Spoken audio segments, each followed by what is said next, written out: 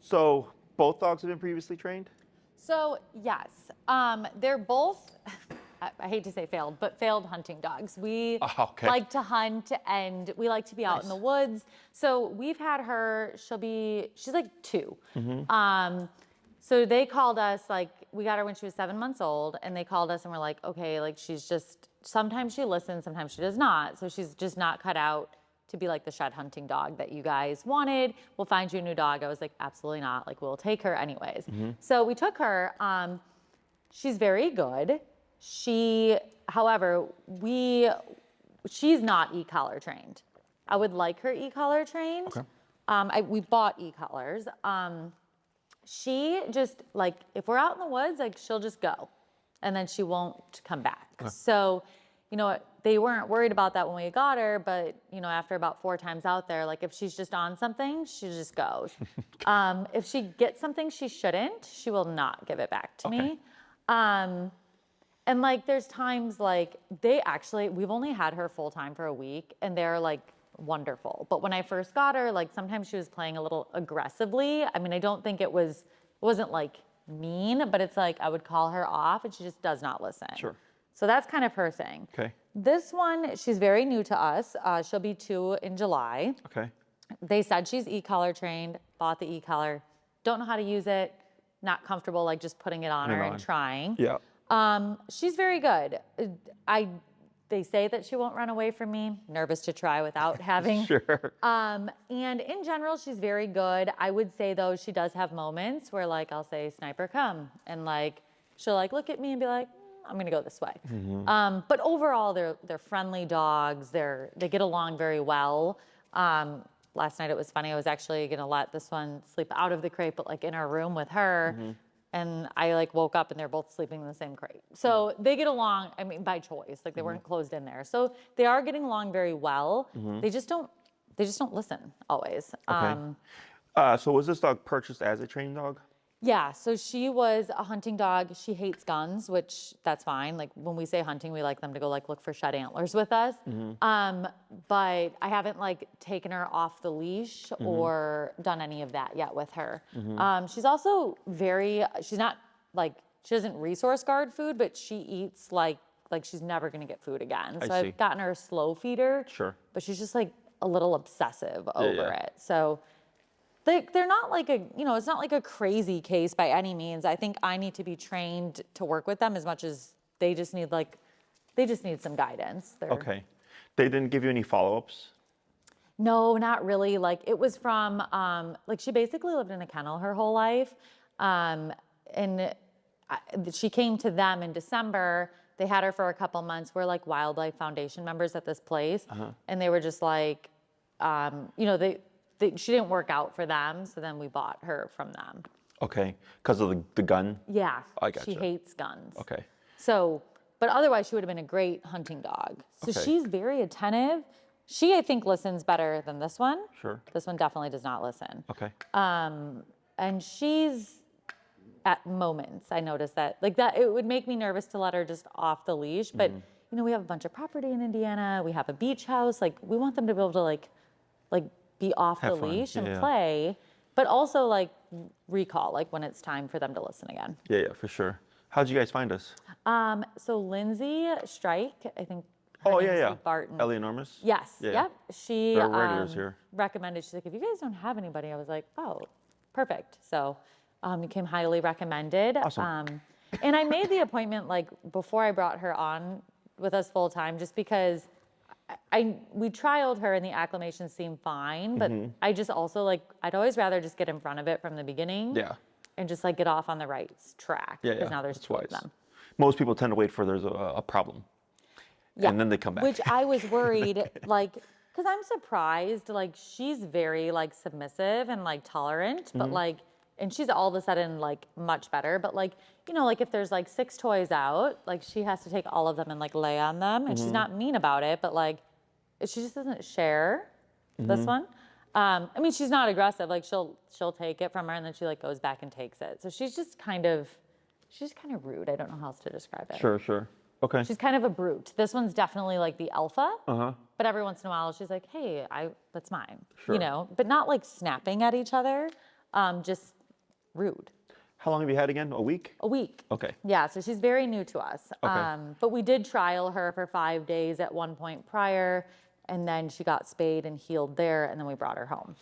Which one spooked of the train? This one. That one. Okay. To the point, like when she walks, like she literally like will just stop walking. Sure. And I kind of have to like kickstart her and get her going again. Yeah. I gotcha. So she freezes. Yes, which Yeah. is odd, like, because you would think she'd have this personality where she's like in charge all the time. But my vet says that she has like a wood personality. Like she just, when she wants to, she will. And if she doesn't, she's out. I gotcha. Did you bring your collars with you by chance? I did. May I see 'em? I charged them. I haven't programmed the one to my clicker yet, but I was going to they're the Garmin. Okay. How long ago did you get these collars? I just got them. Perfect. So, I haven't even like cut them yet. yeah. I just don't feel right putting that on them and not knowing what I'm doing. So, did you get these on Amazon? Yes. Okay. I'd have you return them Okay. for a couple of reasons. Okay. One, I only train with Doctra. Okay. It's on my website. Okay. Reason is I've used it for 15 years. I know their system like the back of my hand. Sure. But the other thing is, here this goes to 10. Okay. Right? And there might be some kind of low, medium, high setting here. Okay. Which if that, it looks like it here because there's a black, blue, and red. So I'm going to assume that's low, medium, and high. Okay. Is you technically have 30 levels. Okay. Okay. My system has 127 levels. Oh, wow. The difference is 127 and 30, technically speaking, are the same. Okay. I just have 90 more divisions. Okay. So I can really fine tune it. Okay. What happens with these models is you'll get dogs where you between 7 and 8, and 7's too low and 8's too high. Okay. And then they're yelping or they're not listening. Sure. Does that make sense? Yeah. Yeah. Whereas, and then this isn't too bad. I've seen other systems where like you have to like program it to go to high and medium and stuff. Okay. With those kind of systems, what people don't tend to account for is like emergency situations. Okay. So like let's say you're set on low. Yep. And then there's a firework or there's a gunshot. Yep. Okay, and it spooks the dog. Yep. Well, if you're on low, even at 10, chances are you're not going to override the fear flight response. Okay. As now you have to worry about finagling with this to get Okay. it to the high. Okay. And then you have to worry about dialing it to return the dog. Does that Okay. make sense?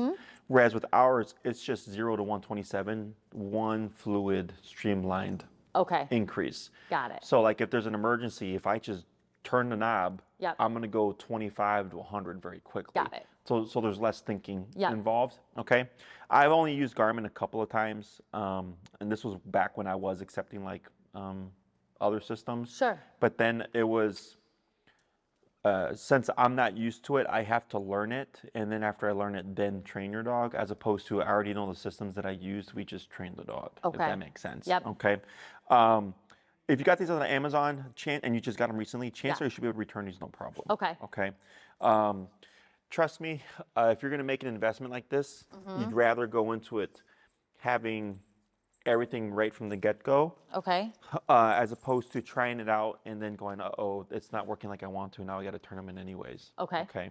Because I've also had that happen where a client got a collar and it just wasn't appropriate to their dog. Sure. Because the collars that I would recommend for your guys as well would be the high-powered collars. Okay. Reason is this sounds like a very drivey dog.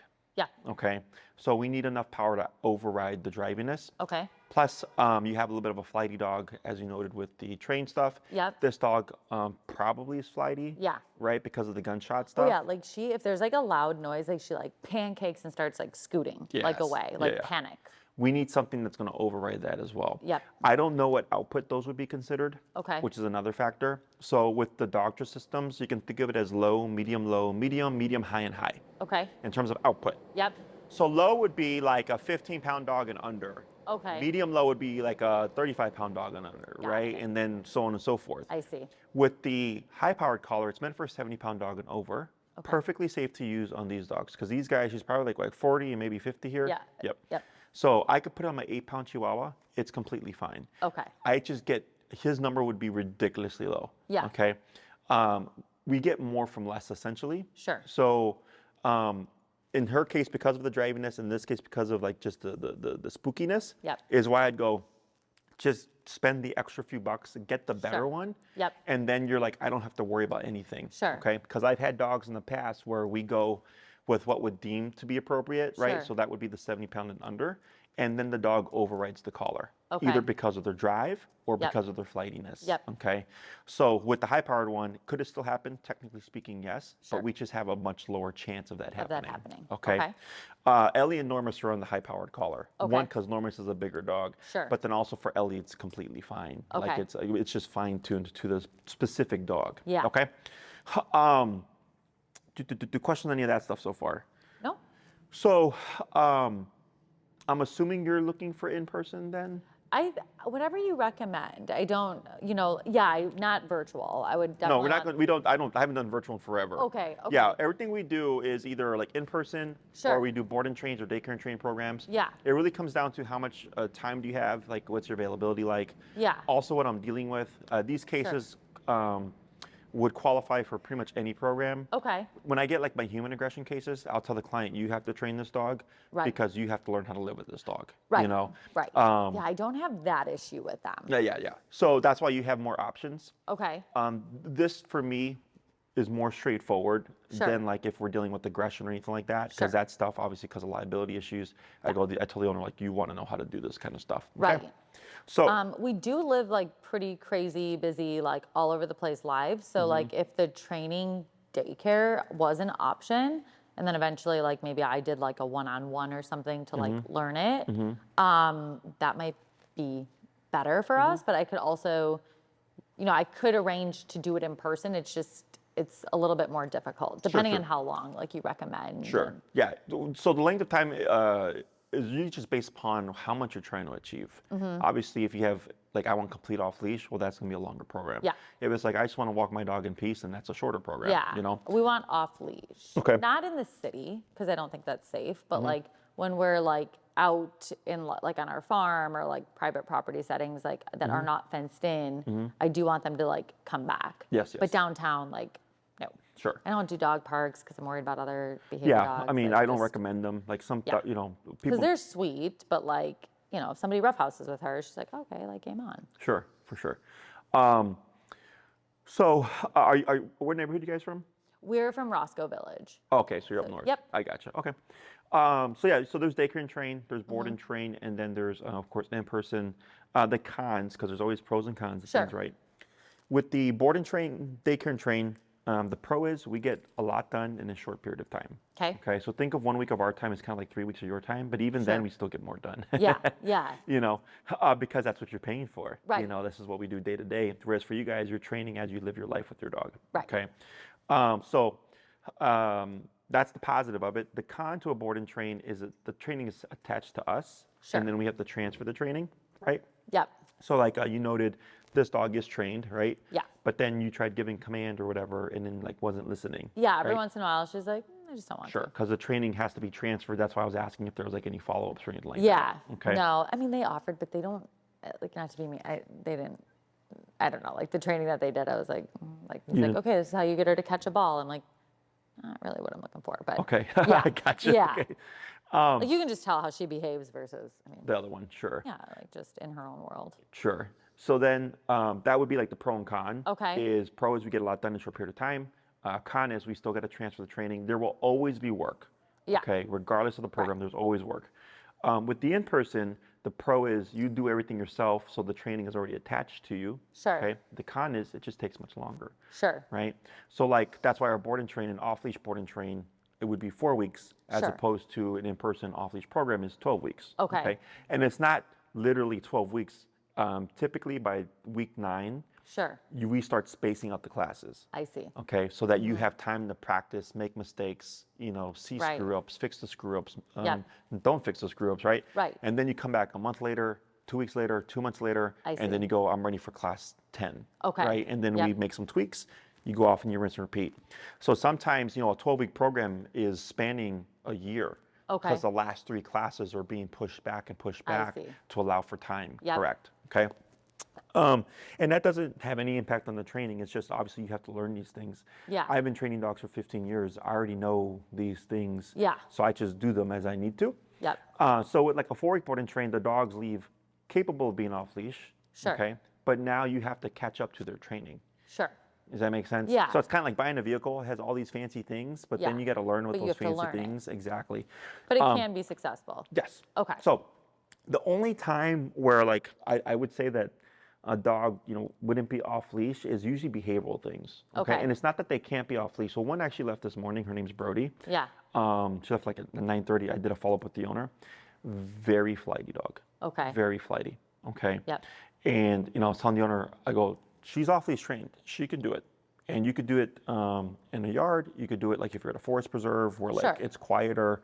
You could do it like in the suburbs, right, where there's more space and stuff. I was like, Yep. but here in the city where there's loud noises randomly, Yeah. probably not a good idea. Right. Okay, unless you're super confident. Right. Because I can't account for the environment. Yeah. Does it make sense? Yeah. That's all why I those was like, cars, buses, like just. exactly. But otherwise, she went from having zero obedience and being an anxious, flighty dog to Yeah. still being an anxious, flighty dog. But now she obedience. had the obedience and Yeah. was capable of it, Yep. So that we always take into effect. But if we have like a perfectly stable dog, then I Yeah. go, it doesn't matter. Okay. Her driviness would be is what would determine where you could let her be, right? Sure. And her spookiness. Yep. So that's what you're dealing with here. Yeah. Okay. So if we harness her driviness Mm-hmm. and we're able to override, like, okay, you see a squirrel, doesn't matter, you can't have it, Yeah. then you're able to do more stuff. Okay. But that comes down to your personal skill level. Sure. Okay. And then also confidence. Yeah. So I've had clients where the dogs were great, but Yeah. the client themselves Yeah. wasn't ready to have the dog off leash. Sure. So then they're off doing their homework for a bit. Yeah. And then finally they come back 6 months later with their dogs finally off leash, Okay. Yeah. And I tell people, like, you don't have to have your dog off leash. Right. Right. Obviously with the city and there's off leash laws and stuff like that. Sure. But when, like you said, you're, at the beach, Yeah, we'll at do the, like the 10 farm. miles, like in our woods, and Yeah. like our friends have these dogs, and they just like run around. They like come back, and they're always within, but like gone, like I had to like freak out. Yeah. And then ever since that was like a year ago, and I'm like, you're done. Sure. Like, and now though, and also just like, I just don't want them to get away Yes. and like leave, Right. because Yeah. like I'll freak out. But overall, like I'm pretty consistent. Like I've had a dog that he had like aggression issues, et cetera. He's like since passed away.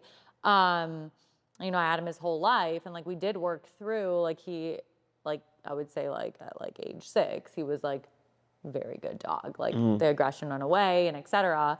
So I'm very committed to working with them, and I've got horses. Like I'm very animal and like on it. I know it takes time, and like when we're at work all day and come home, et cetera, like life's busy. My husband's got 2 kids, like, I just want to make sure that they have the time that they need to like learn as well. We have a dog walker. He comes like twice a day, takes them on walks, et cetera. But I just think that they need a little bit more than that. Yeah. You guys pretty much have the life that my wife wants. She wants to go off the grid, get a little farm, Yeah. some chickens, goats, Yeah. stuff like that. Yeah. Yeah. Well, and they would truly enjoy it. Like, and we're at the beach house. She, like, there was one day I was like, hey, like, come here. And she like looked at me and looked at the beach and ran to the beach and like was not catchable, hiding in dune grass, like running from, and I like even like I was like not reacting. And she just still like kept it up. Now she didn't get out of sight that day, but, But just still. totally did not listen, Yeah. at all. Yeah. What was I going to say? Do you guys have any trips coming up at all? Yeah, we do. When? In June, we are actually gone for 10 days. Okay.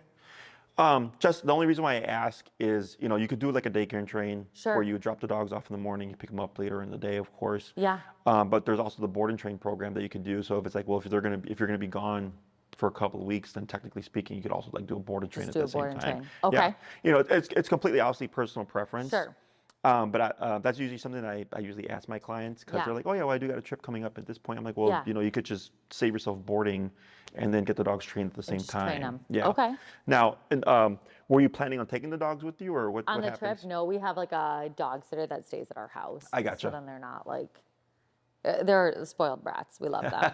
They're like, yeah. Yeah, I gotcha. No And worries. they're definitely Velcro dogs, like both of them, but like to me. So like with my husband and his kids, like wherever I am, they want to be. I don't know why. I feed them, take them out. I do, you know, Sure. I'm their person. Yeah, So if they're gonna listen, they do well with Craig, but she's better with Craig. She's my problem child. Who's the primary handler? I would say it's me. Okay. It's me. You do like most of the walks and stuff like that? Most of the walks, yeah. Well, we do have the dog walker, and Yeah. he comes and does the walks. But I take them for a walk after work, and I'm the one that takes them out all the time. Like, it's me. I gotcha. Okay. And you know, if we're doing in person or whatever, that's where it kind of matters. Yeah. Because then ideally we'd like to have both people. Oh, yeah. If they're available. Yeah. And I know you guys are busy or whatever. So that's the one thing about in person. Is there some classes where like someone can skip, so to speak? Sure. Because I do record the lessons and I send you guys the videos afterwards. Okay. So if they don't make it, they can at least review it. Sure. But it's one thing to watch a video and then another thing to actually do it.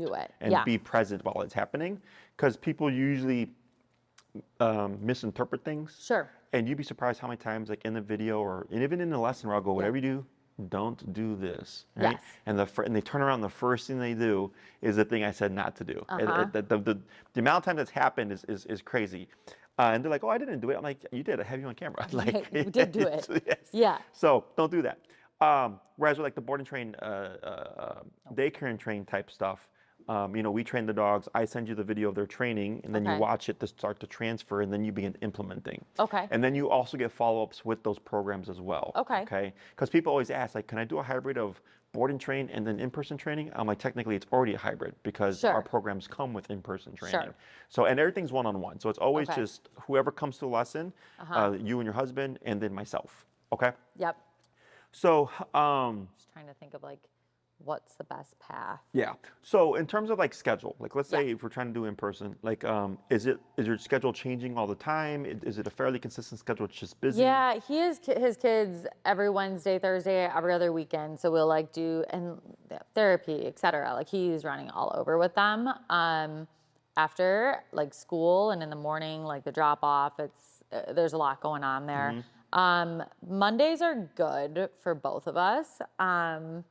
Because the horse farm is closed, but I do travel a lot for like horse show. I'm just like Lindsay, like with the horse shows, etc. We keep our horses at the same barn. So, I mean, I'm committed to making it work. So whatever you think is better for them, I will do. And he does have availability on Monday. He's just orthopedic surgeon, so sometimes things come up and he's stuck at work. Oh, or, yeah, like, yeah. Yeah, I get you. You know, so it's always, his schedule changes. I have more flexibility with mine. No. I gotcha. Okay. So I would give you like your options. Yeah, And then that'd you be pick great. and choose what's going to work best for you. Perfect. Okay. Yeah. Now, if you know you're already wanting like off-leash, for an in-person program, it's going to be at least a minimum of 9, and that's only 9 classes is once a week for an hour. Okay. And then if we have to like I work with clients who are nurses or like they're Sure. doctors at the ER, so like they have rotating schedules, so I understand that. Yeah. So typically what they do is they'll send us their schedule ahead of time. Okay. We'll book around it, but sometimes I don't see them for a couple of weeks because our schedule just doesn't line up. Okay. Which is fine, right? Like, Yeah, 'cause it just gives you spaces more out. time for the training, so it's Yeah. not the biggest problem. Okay. I know a lot of other trainers or training methods are like, oh, you have to, once a week we have to see you. Yeah. With how I do it, it's actually very flexible. Okay. Because it just like literally just gives you more time to train. Yeah. And then if there's any questions, people just email me. Okay. But we've done that in the past, so for in-person type stuff, that's not a problem. The only issue would be like, we have a 48-hour cancellation policy. Oh, sure. So if you cancel out of 48 hours, not a big deal. We reschedule, whatever. If you cancel within 48 hours, we give everybody a freebie because we understand things happen. Sure. But eventually, I start moving towards the park. Yep. So then if somebody cancels on me and we can't fill the Yeah. gap, now I'm at the park for an hour. So then Yeah. it just counts as a class. Of course. Okay. So that's where where I guess a con to the in-person is just if sometimes he gets called in, it just Sure. depends. Sometimes. But I would still be able to do it. Yeah. If somebody can show up, like that's all we care about. Okay. So that I'm not just sitting at the park twiddling my thumbs for an hour. Yeah. With the board and trains and daycare and trains, board and train, like I said, we have the dogs 24/7 essentially. Yeah. And we do by week, so 1, 2, 3, or 4 week programs. Okay. And then for the daycare and train, it's 5, 10, 15, 20 day. Okay. And those are booked when you want to bring the dogs in. Okay. Right? So like if you did a board and train and you booked it for June when you're out of town, Yeah. we'd have the dogs for a solid, 14 days or Sure. whatever. Whereas with the daycare and train, you drop them off, you pick them up, and it usually takes me 3 days to get all the filming done. Oh, wow. Okay. So for either a board and train or daycare and train, day 1 is working level, heel part 1, and place command. Okay. Day 2 is heel part 2, stay command. Day 3 is sit down recall. Okay. Okay, so by the 3rd day, I pretty much have everything filmed. Every now and then, if I have a really busy schedule, I won't get to something, so then it'll take me a 4th day. But I feel like 90% of the time, I get everything done within 3 days. Okay. I edit the video, I put it together, I send it to you. Okay. So if you're doing a daycare and training, you bring the dogs for the first 3 days, in 1 week, for example, and like let's say you get your video, and then you keep them home, and then you're practicing the training when you can. Yep. And then the following week, you bring them for day 4, and you go, hey, I've been implementing what I learned. I think they need work on recall, or I think they need work on the heel, or whatever. Sure. Okay. So it's kind of, we work in tandem. Sure. Right? Like you get your videos, you start implementing on your own. Yep. You email me with questions. When you drop off, you tell the handler, hey, you know, could you guys please focus on this today, or really work on this? And we're kind of helping each other out in that way. Okay. Whereas with like a board and train program, we just train the dog. Sure. Right? And there's not really kind of you doing your part and us doing our part. Right. We simply just do our part. Then you do your training, but then you have follow-ups, of course, to help with the issues. fix anything, right? And both programs come with follow-ups. Okay. Okay. And all this stuff is on my website, where you'll see week 1 what you get, week 2 what you get. Yeah, I've been reading a lot, but I was like, I just didn't know, like, I also didn't know what I was going to be up against, because I like made this before, like, because I was having anxiety. I'm like, what did I just do? I just got a second dog. Yeah. You know, like there's that part of you that's exciting, but then like I'm very realistic. Like I know her personality, didn't know what I was going to be up against. She's just vocal with everybody. No, it's okay. She's rude. Just curious here. But this is normal. Okay. Yeah, I mean, and to a degree, it's security. Like here, she's just observing, but I'm not seeing any tension. You know, just alertness and just observance, which is fine. Yeah, she's very annoying with like a doorbell. Like, I mean, whoa. Like just like, oh, who's here? And not like just like trying to run out the door and like go greet. And not this one, but and those are things that like if we did a board and train type of thing, we can't really recreate that here. Right. But you can use your follow-ups to work with it. to work on that. Yeah. So the follow-ups also help, like if there's things that the dog, you know, behaviorally has issues with. Sure. If we don't see it, unfortunately, we can't work on it. We can't work on but it. then the owners will just use a follow-up. Okay. So that I can work with them on see. it. Yeah. Okay. Yeah. So the follow-ups aren't kind of limited to only what we covered. Sure. If everything's going great with like the obedience and stuff, and like Yeah. the owner's like, oh yeah, this is great, but I still struggle with reactivity or something, then we use the follow-ups for that. Okay. Okay. So that's not a problem either. That's what's the other nice thing about it, is a little bit more flexible in that regard. Yeah. With the in-person programs, I have a system. Yeah. But then if one day you're like, hey, this happened, I would really like to work on it. Sure. Right? Then that's what we would work on. Okay. For that day. Okay. So like it kind of allows you to call the shots and like steer it as needed. Yeah. Otherwise, if you just go, Jesse, whatever you want to do today, then I have a bit of a formula. Okay. You know, heel is always the first thing that we teach. Yep. And then that's usually 2 classes. The 3rd class is typically recall, because it takes the longest to teach. So I want to get it in as early as possible. And then the rest of the classes, I just kind of play by ear. Okay. Okay.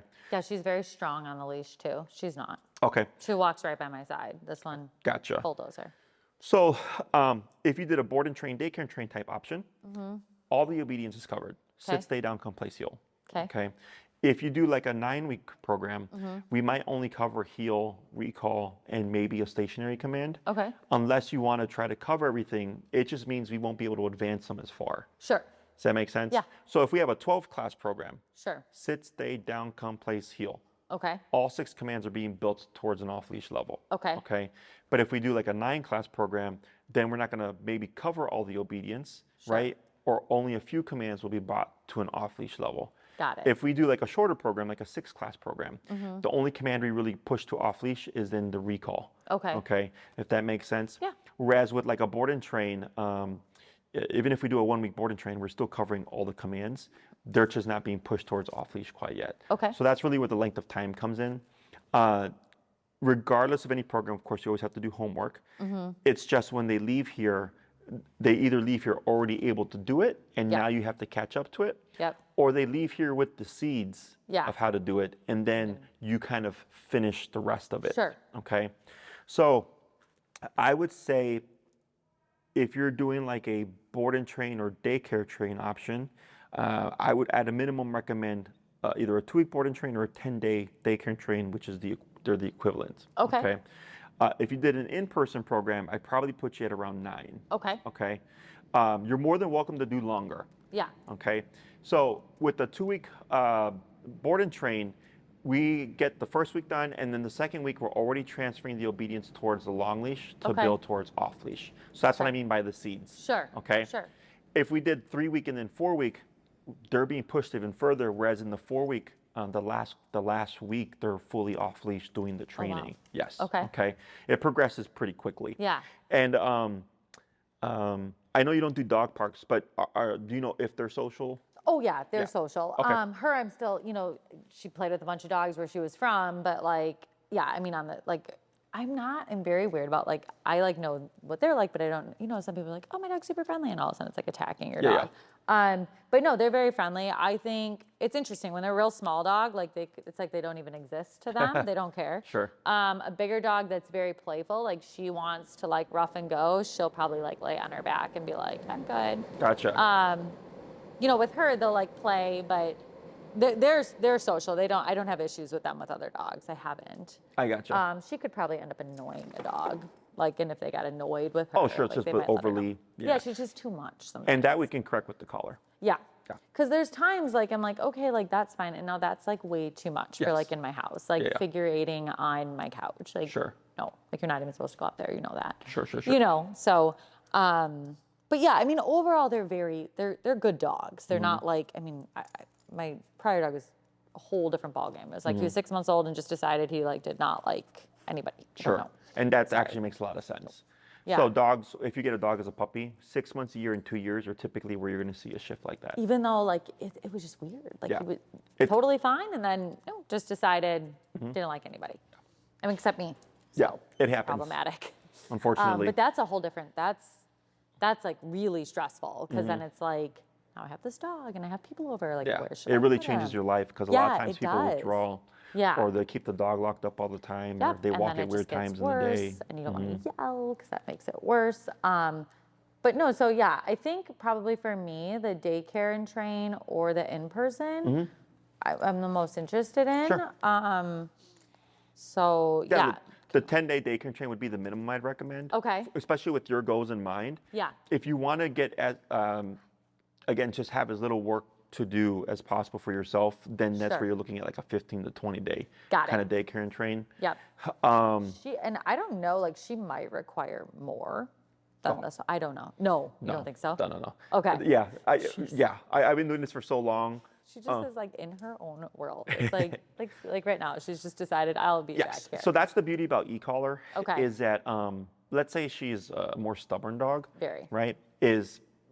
It just means her number is going to be higher. Sure. To incentivize her to do the things we need her to do. But once she realizes like, okay, like I'm not going to get my way, you start to get more compliance. You start to get more how do you say, obedient dog. Yes. Most trainers tend to dance around the problem because it can look bad or it can make the person feel bad. Right. Okay. Like for example, I was working with a dog earlier today. Is a very reactive dog. Okay. Very reactive. Yeah. And the 3rd or 4th class, he was like, yeah, his reactivity hasn't gotten any better. And I was like, okay, well, today we're going to work on it then. Yeah. And it took us pretty much the whole class, an hour, to finally get it under control. Wow. And it looked terrible. Yeah. Okay. And then I could see the owners are like, because they're like, oh my God. I'm like, this isn't normal, so to speak. Because not every case is like this, but it's normal for your particular case. Yeah. Because he was a super stubborn dog and he was super reactive. Yeah. And it took us pretty much the entire class. But then ever since that class, he's like, yeah, it's been easier and easier. Wow. I go, that's why we have to do that stuff. Yeah. Because if she goes, I don't want to do it, and let's say I'm at 80, and the client goes, oh, don't go any higher. I'm like, well, that's why you get stuck. Right. Because the dog's saying, I need more than 80, but the owner's saying, I don't want to do more than 80. And I'm like, and that's why the dog won't listen to you. Yep. Okay. Yep. Every case is different. For all I know, they could be super sensitive, but these are things that inhibit people. Yeah. Because they feel like they're hurting the dog. I like, that's like why I won't do the collar by myself. Like she has like an inappropriate, like reaction to pain. Like for example, like she like injured her paw, like literally, of course, went flying down to the beach, down these stairs and like ripped her paw pad. Yeah. didn't react, like no whimpering, no nothing, like, you know, she's a brute. So she gets going too fast, like she'll like fly down an area, and I'm like, Yeah, are she you has high like tolerance. never yelp, like nothing. It's very bizarre. Yeah, yeah. Where this one will like whimper, like Gotcha. if she like grabs or you know, Oh, like sure, they're yeah, yeah. playing, but like not her. Yeah. So Yeah, I wouldn't be surprised if she required a little bit more, but I would be afraid, like without training, without like, knowing, yeah. yes. But if you tell me that's what she needs, like that's what she needs. And with the videos that I record, right? So the first week is always the longest. It's approximately 2 to 3 hours Okay. per dog. Sure. Okay. Oh wow. Yes, it's very in depth because you're seeing me train your dog real time. Yep. And I filmed the first lesson because that's where all the learning is. Okay. Okay. So like, let's say if I ended up at 90 for her, Sure. we always start low.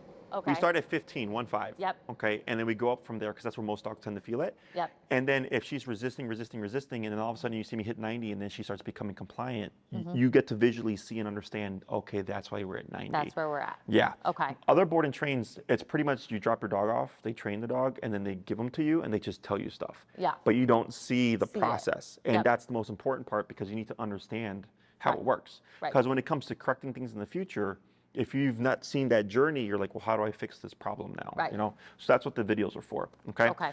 So then you'd watch those videos again, you'd begin implementing the training. You can always book a follow-up whenever you like. Okay. But that's when your implementation starts. Whereas, you know, with the board and train, it'd be at the end of the program. With the daycare and train, it's once I finish the 3 days and I have everything filmed and sent over to you. As soon as you start watching it, you begin your training process. Okay. Okay. Let me think here. Oh, and then for these guys, since they're social, if they did like 15 or 20 days Sure. of a daycare and train, their training gets transferred to the play area. Okay. Okay, so now it's training around distractions. Okay. So week 1, it's all done in this room. Yeah. Week 2, also done in this room, but on a long leash. Okay. To start building towards off leash. Yep. Week 3 is on the long leash in a group of dogs. Week 4 is fully off leash Okay. in a group of dogs. Wow. Yes. Okay. Wow. So that's also the difference. Yeah. At least when we have social dogs, if we have antisocial dogs, we can't have them around the other dogs. Sure. But we do our best to facilitate distraction as much as possible. Sure. Okay. Questions on any of that stuff? I don't think so. Since you're doing like if you're doing a daycare and train program, when they're booked at the same time, you get 10% off the second dog. Okay. Okay. Because they're training at the same time. Okay. If you're doing an in-person, Yep. it's the one program, and then you pay, I think it's $100 for what we call extensions. Okay. It's usually half an hour Okay. for each class. Okay. Okay. Yep. So give us enough time to work with both dogs. Oh, I see. Yes. Okay. Trying to train 2 dogs in an hour is very tight. Yes. Okay. The other thing is we have 2 different personalities. Oh, We yeah. have a dog that's a brute, and we have a dog that's a little bit more of a spooky dog. Exactly. Right. So they can train completely different. Okay. So that's why we need to have that extension. Sure. Sometimes it could be longer. Yep. It just depends on the dog. But for Okay. the most part, I would say like 95% of the time, just a half-hour extension is fine. Okay. And allows us 45 minutes with each dog, which is typically enough. Typically. Okay. Okay. Question on any of that? I don't think so. The system that I would recommend, you have a couple of options. You can do what we call a family system. Okay. A family system is where both you and your husband have a remote, and Okay. both you and your husband have control over both dogs all the time. Okay. Okay. So it's 2 remotes, 2 collars. Okay. You can also do 1 remote that goes to 2 dogs. Okay. Okay. Typically, especially when working with couples, what we find is one person has a remote, they put it down somewhere, and they're like, "Where's the remote?" They're like, "I think I left it on the couch." And then they're like, "It's not here," and it's like, Yep. right? Yeah. So that's where people like having the family system. Okay. Exactly. And it's nice because you both have control. So the Okay. other thing would be like, let's say you want to walk one dog and he wants Yep. to walk the other dog. Okay. Well, now you only have 1 remote. Got it. You see that? Oh, I see. Yes. Yeah. So that's if the you're other off problem. doing different things, yeah. Yes. Okay. Okay. Now, for Ellie and Norma, it's like they have the family system. Now they have an older remote system. I'm not a fan of the system because it's so huge. Yeah. But it's the only system that allows respective numbers. Okay. So that means if, what's the orange one? This is Hunter. Hunter and a Sniper. Yep. Let's say Hunter's number is 90. Yeah. But Sniper's number is 30. On the other system, you have to go 90 and 30. Okay. 90, 30, I right? see. Whereas with that remote system that they have, Hunter could be at 90, Sniper could be at 30. Okay. Okay, so it's the trade-off. You get this Sure. huge bulky remote, but it allows you to have respective numbers for each dog. Okay. Or you can do the smaller remotes, It's just it can only have one number at a time Okay. for the setting. So then if they happen to have very disparaging numbers, Yeah. then that's That where can it's be- kind of tedious. Yeah. Otherwise, when I get clients whose dogs are pretty much identical, it's much more easier to hold. Okay. It's and then easy just because dogs are at the same setting. But unfortunately, I can't predict that. Yeah. That's stuff that I figure out in the training. Okay. Okay. So it's really just personal preference. What you think you'd rather have? Would you rather have the respective numbers, or would you rather have a smaller remote and then you just have to adjust? Now, technically speaking, right? If you're doing the homework correctly, Yeah. you're not using the remote all the time. Sure. It's just present in case something happens. Right. Right. So, and in the beginning, you'll be doing one dog and then working with the other dog. And then once you get them really good with you, Yep. then you start to work both of them together. Got Right. it. Because you have to Okay. develop your skills. Exactly. So then by that point, it should be, I don't really have to even press the number. Sure. But it's kind of like, well, in case there's an emergency, I don't have to worry about, if they're both taking off on me, Yeah. having to figure it out real time. So, Okay. question on any of that? I don't think so. I don't care where you get the system from, but if you get it through us, it is 10% off. Okay. And then, especially if you're doing a family system, I can order from the manufacturer myself. Okay. And then I have everything pre-programmed for you. Got it. Okay. Okay. So if you think, the family system sounds more about what we want, and you tell us what you want, Yep. then I order it for you because Okay. the remotes are pre-coded. Okay. So what they have to do is when you buy a remote, they have to copy the other remote so that Got they're it. the same signal to the I see. collars. Yeah. Okay. So they're not things that you can just buy off of. What do those collars run, roughly? The one that is respective numbers for each dog, I think all in for a family system is around like 800-ish. Oh, okay. Okay, and Tina can draft an invoice Yeah. and then give you a quote. Yeah. I think the other one is still up there, but it's like maybe $50-ish cheaper. Oh, okay. Okay. Yeah. They're Yeah, not very. these were not cheap. Yeah.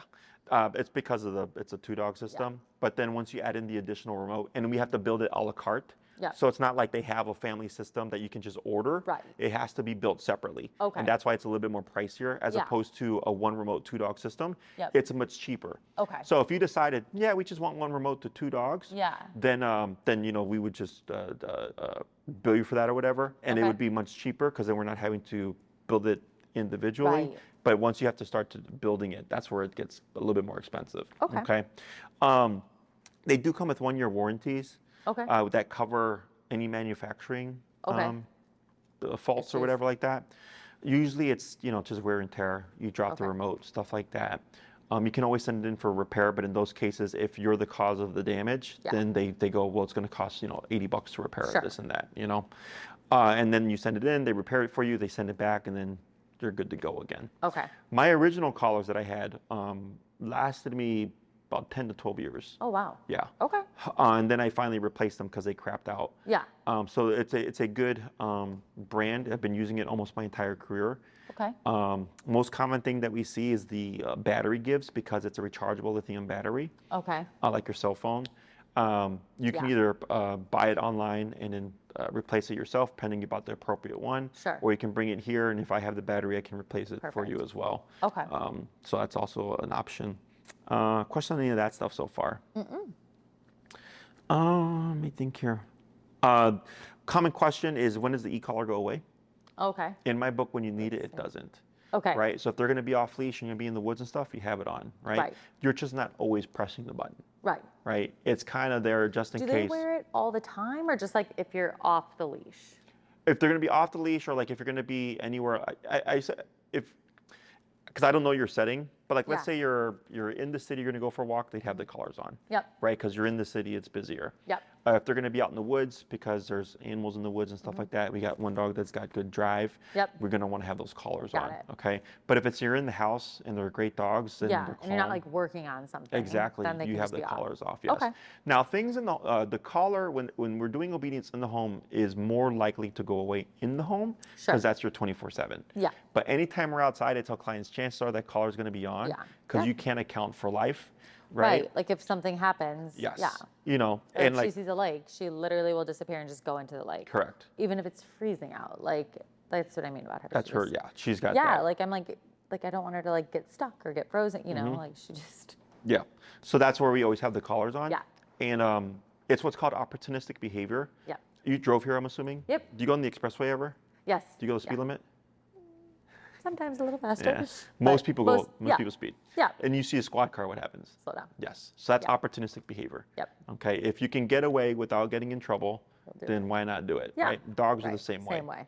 Yep. So if the collars are not on and she sees the lake and she's like, well, what happens if I try it out today, right? Yeah. There's no consequence. Yeah. She's going to do it. Exactly. So it has nothing to do with the training. I know clients always ask, like, when does the dog learn to be a good dog? And I go, that's not a thing. That's a myth. That's a saying. Yeah. Dogs don't ever one day wake up and decide like, I'm going to be a good dog and not run to the lake again. Yep. You know, Yep. they're being good dogs because you're doing a good job about holding them accountable, reinforcing the training, being consistent, you know. My guys have been off-leash trained for, again, like 10, 12 years.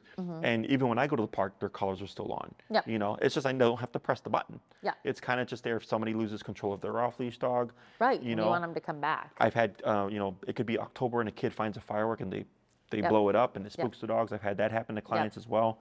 So it's like I'd rather have it and not need it than need it and not have it. Sure. Okay. Yep. Otherwise, if you're like, we're going to a setting and we don't need them, then you don't use them. Okay. You don't have them. And the other thing is I can only take you as far as you're willing to go. Yep. So again, if Hunter's number ended up being very high and you're like, oh, I don't like being at 100. I'm like, right, but I didn't pick 100.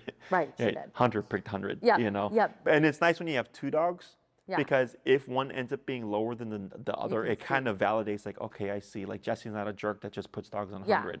Like Yeah. there's a reason why we're at these kind Yeah. of different levels. No, she literally does not listen when she does not want to. So Yeah. she needs something like to correct. You know what I mean? It's not, and I'm not one to like scream or yell or like grab, like, because that's, you know, I mean, like I'm all about like have control of your animal, but like she just, it's just not working. Sure. Yeah. You know, like try to carry the treats in your pocket. Yeah, It's yeah. not- No, doesn't Yeah. care. Well, if there's something more rewarding, the treats go out the window. She's gone. Yeah, Yes. exactly. Yeah. So, Last thing I might recommend whenever I work with two-dog households are like prong collars. okay. Mainly because walking two dogs, Yeah, they feed off each other. not great. Yeah. She's an angel. Are the harnesses for like car rides or the harnesses are what you're using right now for walking? I use them for walks. Okay. I'm so afraid that they're gonna get out. Yes. Because she like will just decide she's going Scoot back. backwards. Yeah, yeah. You know, so I'm just afraid of them escaping. I gotcha. So this way, like they can't. Yeah. So the prong collars just help give you extra leverage because dogs tend to feed off each other Okay. when you're walking them, right? Yeah, it is a little difficult to do Yes. both. So that's I recommend those. Okay. And then we can secure them in a way so that they're not going to escape. Sure. Prong collars do have, it's very rare, but it can happen where they come unsnapped. Sure. You know what I'm talking about? Like Yeah. the spiky ones, Yep. right? So what we do is we use a carabiner and we Okay. clip it to the chain and then we clip it to a collar. Okay. So chances are if there's no flat collar, then we clip to the e-collar. Got So it. if the prong collar for whatever reason came unsnapped, They're we're not still- worried. They're still Okay. connected to something. Yeah. Yeah, I'd be totally open to switching. But that helps out a lot when working with two dogs. Okay. Especially if you get one that goes in the drive, the prong. Yep. We refer to it as like power steering on a dog. Yep. So technically speaking, the e-collar does all of the work for you. Okay. Okay. But every now and then, it's nice just to have the immediacy. And if she does that like refusal thing where she She's walks not going to in. step out of it. Okay. Yeah. But like to get her going again. Yeah. How would I? Well, you can either use the remote or the prong.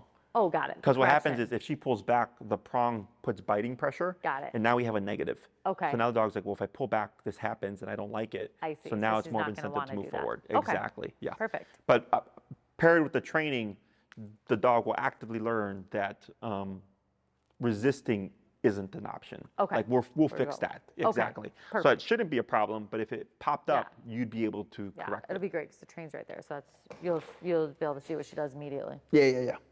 Question on any of that stuff. So really it just comes down to, which program do you want to go with? Sure. And then, Will you guys send like quotes over? yes. Okay. So I perfect. email Tina. I send her my recommendations. Okay. She follows up with you. Perfect. And then she sends you what I recommend. And then, she'll give you the pricing and all that stuff. Awesome. And then give you the options for the collars. Okay. Okay.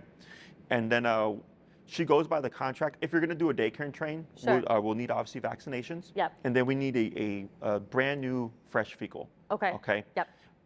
Just because we've had dogs give us Worms, an et old cetera. 3-month fecal, Yeah. and then the dog shows up and they have giardia. Yeah, she got that once. Mm-hmm. I used to do the dog parks with her, and then one of the dogs there was just really squirrely, not with her, but I just like saw something go on that I didn't like. And then she had that Giardia. Yeah, when I brought her in. Yes, because they can eat something off the ground or whatever, and then they get it. So you could technically have a clear fecal, and then a week later, the dog eats something. Yeah. So we've learned to just always require a fresh one. Okay. If you're doing the in-person, none of that stuff matters because they're not going to be going around the other dogs. Okay. Yep. Is it truly just personal preference, or what do you like? What do you think would be the best? I mean, I know it's probably hard, but because you haven't worked with them yet, or that, but because I can make either one work. It's just the dogs are going to be more. They'll have more training, so to speak, with me. Yeah. Because that's what you're paying for. Sure. Right. Yep. And then because they're both doing a program, you're going to get like plenty of follow-ups. Right. Yes. Yeah. Yeah, you're getting plenty of follow-ups as well to help close the gap. Sure. So that's what separates us, is other places don't show what they're training your dog. And then also, you'd be surprised, I've had clients do 4-week boarding trains. These are $5,000 programs. Wow. And they only get half an hour with the trainer, and that's it. Yeah. Okay, we don't do that. You get like 5 hours plus of follow-up. Yeah. And then you get at least 3 to 4 hours of footage. That's why I'm like very disciplined, and like I watch videos and like I will practice it. Like I feel like my gut is telling me that like you'll be able to give them the foundation like in an all day, much better than like in 1 hour, you know, like and then I can reflect back on the videos and et cetera. So I'm leaning towards that option. But again, open to in my opinion, these guys are easy cases. Yeah, I don't know. I like to think that they're not terrors, which is just rude. But I love her. Which is why I'm not worried about, you have to do this. Exactly. Like, there's certain clients where I'll tell them, like, I know you want to do a board and train, but you should do in person. Yeah. Right? Because of their particular case. You don't have that problem. Yeah. So, but yeah, if it's kind of like you want to expedite the process, get the training done, and then they leave with more skills, so to speak, then the daycare and train is more beneficial. Yeah. Okay. It's nice for them to get out all day too. And then if it's like, no, I really want to learn the process myself, then the in-person is more beneficial. So that's really the only thing I would say. Otherwise, the bare minimum I would recommend would be the 10-day daycare and train. But if you want them to be closer to off-leash, then 15, 20. 15 to 20. Yeah. Okay. And the same thing for the in-person. 9 is like the middle. 12 would be we're doing the whole thing. Okay. If you're wanting a fully off leash, and then knowing that towards the end we do start to space things out to give you time to practice. Okay. Because life happens. Obviously, you're busy already. Yep. And then you need time to like be able to train and practice and make mistakes and stuff like that. What time can drop off happen and then pick up with like like the daycare? So Monday through Friday, we open at 7. Okay. We close at 7. Oh, great. Okay. Saturday and Sunday, it's 8 to 6. Okay. Okay. And they would be here, you'd want them for, is it 8 hours? As long as you want. Oh, okay. Yes. Okay. So usually I don't get back till like 9-ish because I do the pickups in the morning for transport. Oh. And then I drop them off. So I used to be other employees, but we've cut back to help with expenses because it's a lot of money going out right now. Yeah. So I've been covering that. And then once I get back, I start the training, and then they do it. training with me, and they do training with my staff, and then training throughout the day. Okay. And then you pick them up whenever you'd like. Got it. We usually say to not pick them up any earlier than 3. Okay. Okay, because I need until 3 to at least have my time to work with them. Okay. And then afterwards you can pick them up, but if they're here longer, they're just doing more training. Okay. And when she sends us this, will it include the vaccinations required? Oh yeah. So she's got everything. She might need a Bordetella or something. Yeah, it's like rabies, Bordetella, distemper, parvo. But we can send the list. Okay. The one that we've recently learned that's not required, I believe, is lepto. Okay. And then just a fresh fecal. If you decide to do a flu vaccine, like that's completely up to you. Okay. We've only had kennel cough come through here like twice in 5 years. Yeah. We run a pretty clean facility. Yep. You'd be surprised how many times we've had clients go to another place and they come back every time with kennel cough. Yeah. So that's why we're so strict about everything. Yep. So that's completely up to you. But I believe lepto is no longer a required vaccine. And then the flu vaccine is just if you wanted to. Okay. Anything else? I don't think so. So Tina will follow up with you. Okay. Mull it over. Think about what you want to do. She'll send you the pricings and then, of course, the options for the collars. And then She goes by the contract. So if you're doing in person, she sends you a link for a contract. Okay. If you're doing the daycare and train, she's going to send you what's called a Ginger URL. Okay. That's our boarding software. Okay. Okay, so that's where you make your dog's profile so that we can track all the dogs that are here. Got it. And then we Okay. put the records on there and everything like that. Just because we get random audits from the city, Yep. they'll show up and they'll go, we want to see this dog's records, and we have it in the software. So, Okay. Just like running a surgery center. Just Yeah. different. That's what I do. I'm a nurse. I run a surgery center. Oh, nice. So I know all about the city inspections, Yeah. overhead, all of Yeah, it. it's a lot. So yeah, it is. It is. If there's any questions you may have forgotten to ask, you can Okay. always email. If they pertain to me, Tina asks me, and then I send her the email. She forwards it. Otherwise, she handles all my in-person stuff. Yeah. If you're doing daycare and train, then you're most likely going to get pushed to Maria. Okay. She handles all the facility stuff. Okay. We also only take 4 dogs at a time Okay. for boarding trains and daycare trains, just so that we Okay. don't inundate ourselves with Sure. too many dogs, and then the quality suffers. Yeah. But right now we do have. It's a weird time because wintertime it's a lot of boarding trains, Okay. daycare and trains.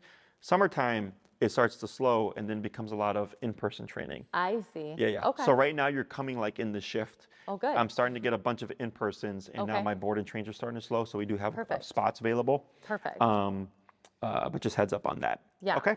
Yeah, I just want them to be like, I want them and myself to just reach our fullest potential. So they're just well behaved, like I just want them, and I know it's going to take work, but like, I just, I don't want to be those people that have like 2 dogs that just like don't listen. And like, I think that they could have so much more fun if we could just respect certain boundaries, and they can run around and have a great time outside. It's just, we're just not there yet. Correct. Yeah. So. Well, I always tell clients, with more control is more freedom. Yeah. Like I could take my dogs anywhere. Right. You know. I'm sure it's like kids, right? The better they behave, the more they get to go do. Exactly. So, Same thing. yeah. So I just, and to be honest, like we haven't put a lot of effort into getting in front of it. Like I'm just like, oh, it's just how she is. So I just want her to, yeah. She's kind of, oh my God. Oh. Oh my The little guys. Oh. How old do you say they are? They're 8 years old. Oh my God. Yeah, I know. You can't play with those. They are so. She's like, those look like rats. Yeah, look at her. She's like, wait, what is that? Any other questions? No, that's it. Thank you so much for your time. You're very I welcome. really appreciate it. Yeah. No, I'm not anticipating any difficulty here. Like this Yeah. seems pretty straightforward. Yeah. Other than we have a drivey dog, Yeah. and then we have somewhat of a spooky dog. Because this is not ideal. Like, I would like to get them on the prong collar, like, because Yeah, that would help out a lot. it's like physically, she pulls me around. And with the 2, it can be very, very hard yeah. on the walk. Yes.